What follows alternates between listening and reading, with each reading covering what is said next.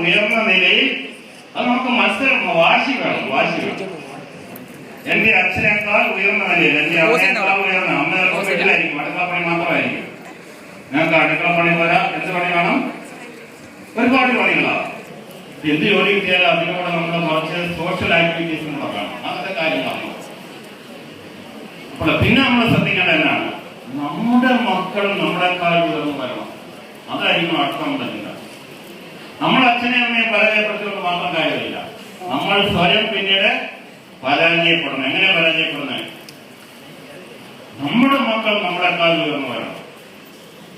Obama പറഞ്ഞ ഇന്ത്യയിലെ അല്ലെങ്കിൽ കേരളത്തിലെ കുട്ടികളാണ് നമ്മുടെ എന്തുകൊണ്ടാണ്?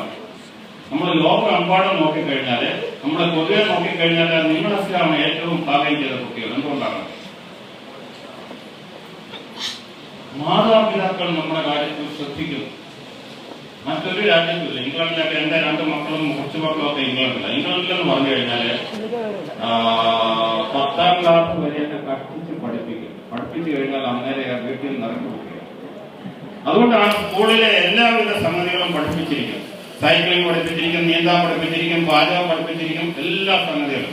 അവിടെ നിന്ന് സ്കൂളിൽ നിന്ന് പോയി കഴിഞ്ഞാൽ ലോകത്തിൽ എവിടെ പോയാലും ജീവിക്കാവുന്ന രീതിയിലാവും. പക്ഷെ 10ാം ക്ലാസ് കഴിഞ്ഞു കഴിഞ്ഞാല് വീട്ടിൽ നിന്ന് ഇറക്കി വിട്ടു. സ്വയം തൊഴിൽ കണ്ടെത്തുക. സ്കോളർഷിപ്പ് കിട്ടി കഴിഞ്ഞാൽ സ്വയം പഠിക്കാം. ഇല്ലെങ്കിൽ എവിടെയെങ്കിലും പോയി ഹോട്ടലിലോ അവിടെ എവിടെ ജോലി ചെയ്ത് ഫീസ് കൊടുത്ത് പഠിക്കാം. 10ാം ക്ലാസ് കഴിഞ്ഞാൽ പഠിക്കും. അപ്പൊ അത് വെച്ച് നോക്കുമ്പോൾ നമ്മുടെ നാട്ടിൽ നമ്മൾ എത്രയോ ഭാഗ്യം ചെയ്ത്, കാരണം നമ്മുടെ മാതാപിതാക്കളെ നമുക്ക് വേണ്ടിയാണ്. അതിന് നമുക്ക് പ്രതികാരം ചെയ്യാൻ സാധിക്കുന്ന എങ്ങനെയാണ്? നമ്മുടെ കുട്ടികൾക്ക് വേണ്ടി നമ്മുടെ ഭാവിയില് ജീവിച്ച് അവരെ നമ്മളെക്കാൾ ഉയർന്ന നിലയിലാക്കി. അപ്പൊ പെൺകുട്ടികളിൽ ഇതുപോലെ ചില പ്രശ്നങ്ങൾ വരും. പെൺകുട്ടികളിൽ വരുന്ന പ്രശ്നങ്ങള്, ഒന്ന് വളർച്ച പെട്ടെന്നാണ്. 8 വയസ്സ് വരെ ഒരേ പ്രായത്തിലുള്ള ആൺകുട്ടിയും പെൺകുട്ടിയും ഒരേ രീതിയിൽ വളർന്നെങ്കിൽ 9-10 ആകുമ്പോഴത്തേന് പെൺകുട്ടി പെട്ടെന്ന് വളരാൻ തുടങ്ങും. പൊക്കം വരും, വണ്ണം വരും. അങ്ങനെ ഒരു 18 വയസ്സാകുമ്പോൾ, 18 വയസ്സ് കഴിഞ്ഞാൽ പിന്നെ ഏകദേശം തുല്യ നിലയിലാണ് ആൺകുട്ടികളെ. ചില 8-9 മുതൽ 10-16 വയസ്സുള്ള കാലഘട്ടത്തില് പെൺകുട്ടികളുടെ വളർച്ച പെട്ടെന്നാവും. Rapid increase in weight and height. പെട്ടെന്ന് തൂക്കം കൂടും, പെട്ടെന്ന് ഹൈറ്റ് കൂടും. മറ്റൊന്ന് ബ്രസ്റ്റിന്റെ വളർച്ച. പല കുട്ടികളിലെ മാനസിക പ്രശ്നമുണ്ടാവും. ചില കുട്ടികളെ സംബന്ധിച്ചോളം അത് വലിപ്പം കൂടിയെന്നുള്ള തോന്നല്, മറ്റുള്ളവർക്ക് വലിപ്പം കുറയുന്നു എന്നുള്ള തോന്നല്. പക്ഷെ അങ്ങനെ മാനസികമായിട്ട് ഒരുപാട് പ്രശ്നങ്ങൾ ഉണ്ടാകുന്ന കാലഘട്ടമാണ്.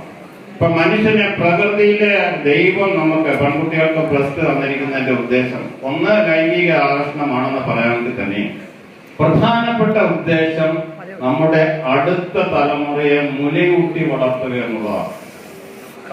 മുലയൂട്ടി വളർത്തുക. അപ്പൊ നമ്മുടെ ലോകത്തിലെ ബുദ്ധിശക്തി വേണ്ട ഒരേ ഒരു ജീവിയേ ഉള്ളൂ ലോകത്തിൽ, അല്ലെ? ബുദ്ധിശക്തി വേണ്ട ഒരേ ഒരു ജീവി. പശുവിന് ബുദ്ധിശക്തി വേണോ? വേണ്ട. ആടിന് വേണോ? വേണ്ട. പന്നിക്ക് വേണോ? വേണ്ട. ആർക്കാണ് ബുദ്ധിശക്തി വേണ്ടത്? മനുഷ്യൻ. ഏറ്റവും കൂടുതൽ ബുദ്ധിശക്തിയുള്ള മൃഗം ഏതാ? പാമ്പ്. ഏറ്റവും കൂടുതൽ ബുദ്ധിശക്തിയുള്ള മൃഗം മനുഷ്യൻ. കറക്റ്റ് ആൻസർ അറിയാം. ആനയ്ക്ക് ബുദ്ധിശക്തി വളരെ കുറവാണ്. പട്ടിയില്ല. ഏറ്റവും കൂടുതൽ ബുദ്ധിശക്തിയുള്ള ഇവിടെ ഈ കൂടിയിരിക്കുന്നതിലെ പഞ്ചതന്ത്രം കഥകൾ വായിച്ചിട്ടുള്ള എത്ര പേരുണ്ട്? പഞ്ചതന്ത്ര കഥകളുടെ പിന്നിലുള്ള കഥ അറിയാമോ? ഒരു രാജാവിന്